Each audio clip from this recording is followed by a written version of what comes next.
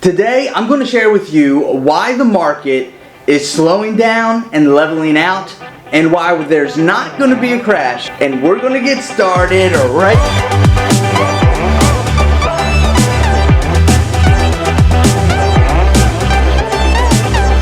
Welcome everyone, this is All Things Knoxville. I'm Ben Barreto, a local realtor with Coldwell Banker Wallace here in Knoxville, Tennessee. Today I'm going to discuss an article from the New York Times that covers the current market statistics and what led us here and where we're heading. In this video, we're going to cover some numbers for the U.S. economy. We're probably going to not talk too much or at all really about Knoxville.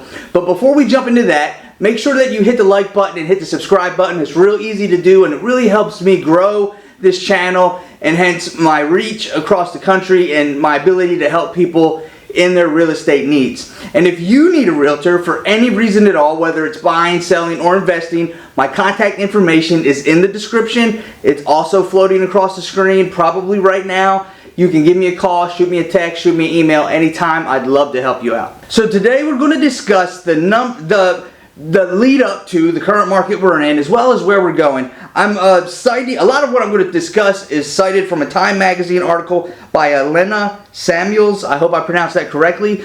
Before jumping into that information, I wanted to give you credit for that article real quick, and that's where it's coming from. I'll put a link to that article in the description if you want to read it, but I'm pretty much for the most part going to, in my own words, deliver that information verbatim. Just about everyone agrees that the reason home prices have shot up 34% in the last 2 years is that there is a lot of demand for housing and not enough supply.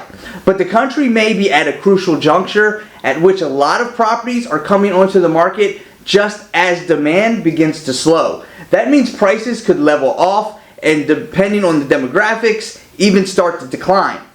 To be sure, prices are still rising. The median existing home sales price reached an all-time high in April at $391,200. That's up 14.8% from a year ago, according to data released by the National Association of Realtors. So other signs indicate that the breakneck pace of rising demand for homes may be slowing down after the cost of a monthly mortgage payment for a median price house jumped 27% from a year ago. And that happened after the Federal Reserve hiked interest rates back in March and in May. Existing home sales were down for the third straight month in April, falling 2.4% according to NAR, or the National Association of Realtors. Online real estate site Redfin says that in April, just 60.7% of home offers written by agents faced competing offers, compared to 63.4% a month ago and 67.4% a year ago. The National Associations of Home Builders showed constructors' confidence in the market for newly built single-family homes fell to the lowest reading since June of 2020. And the Census Bureau said on May 17th that the number of permits issued for a new single-family home fell 4.6% in April from the previous month. The slowdown in demand comes as the U.S. housing market is finally seeing a surge of newly built properties after more than a decade of caution from home builders scared by the Great Recession. The Biden administration predicts that there will be more units completed this year than in any year since 2006. There were a record number of single-family units under construction in April, and that number is 815,000, the most since November of 2006. There are currently 826,000 multifamily units under construction, the highest level since 1974, according to the Census Bureau. Bill McBride, the author of the blog Calculated Risk, who in 2005 correctly predicted the housing bubble and has since become one of the most reputable sources for housing market analysis, says, well, anyway, he says there are an enormous number of housing units under construction. He also says that housing price growth is going to slow and may flatten by the end of the year. There is currently about 2 months of supply for houses on the market in the United States, meaning it would take 2 months for all of those homes to sell out if no new homes hit the market. But McBride predicts that prices will stall if that amount reaches about 6 months worth, which we would call Some of these completions have been delayed by supply chain issues that are currently being resolved. In addition, more housing units are under construction, and people are just going to be living right on top of each other. Are we in a housing bubble? McBride says we're not in a bubble because lending standards are different. He likens the current period to the early 1980s, when interest rates jumped and home prices declined after adjusting for inflation. The most likely scenario today, he says, is that the same home prices will stagnate in today's dollars, but that means they will actually slip a little when adjusted for inflation. Higher interest rates aren't the only reason demand is tapering though. He predicted in 2015 that the 2020s would see a big boost in demand as large cohorts of Americans moved into the 30 to 39 age group, which is a prime home buying age.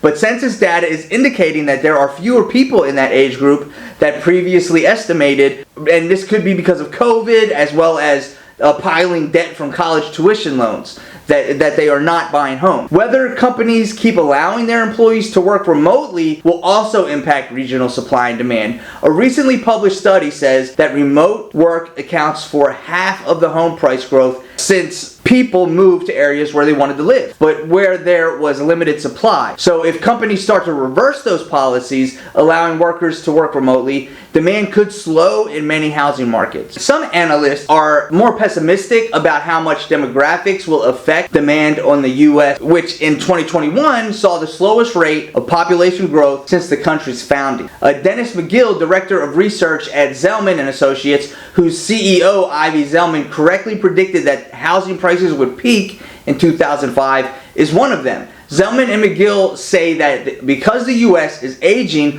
while fertility rates decline and immigration slumps, the current housing market may already be overbuilt. U.S. population trends are similar to what happened in Japan 2 decades ago, Zelman and McGill say. In Japan, the population started shrinking in 2011, and last year the country experienced its biggest drop on record for population growth. In the U.S., births have been below the rate required to keep population levels the same, absent immigration, since 2007. Immigration has been slowing down since 2016. Net international migration added just 247,000 people to the U.S. population last year, less than a quarter of what it did in 2015. And the first baby boomers, born between 1946 and 64, are about to turn 80, which means they'll start to either pass away or sell their homes and downsize, which adds even more inventory to the market. Nationwide, the pace of household formation has long been slowing down, a reflection of the slowing birth rate and aging population, and later age at which people marry and have children. While there were 13.7 million new households formed between 1990 and 2000, that number fell to 9.5 million between 2010 and 2020. A decline in house prices. Now, McGill says house prices could fall as soon as 2023 because he says builders have been overbuilding based on U.S. demographics. McGill says that the research is saying there's something significantly negative coming. Of course, changes in demand are all a matter of public policy. The Federal Reserve increased interest rates, which slowed demand.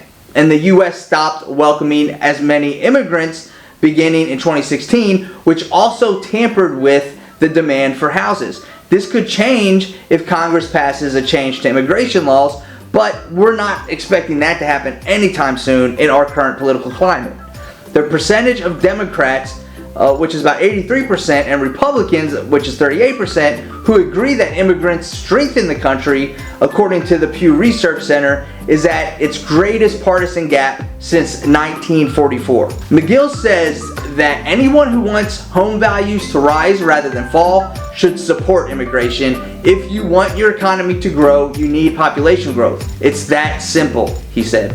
So as you can see, there are a lot of mitigating factors that impact the housing market, and most of those factors are pointing to a shift in the current market. What that means for buyers is the time is finally coming where you can buy a home without giving up your kidney or your firstborn child. For homeowners toying with the idea of selling, it means that you need to make a move soon or that market value you daydream about selling your house for is going to drop dramatically, and then there goes your new home upgrade or your dream vacation to Maui.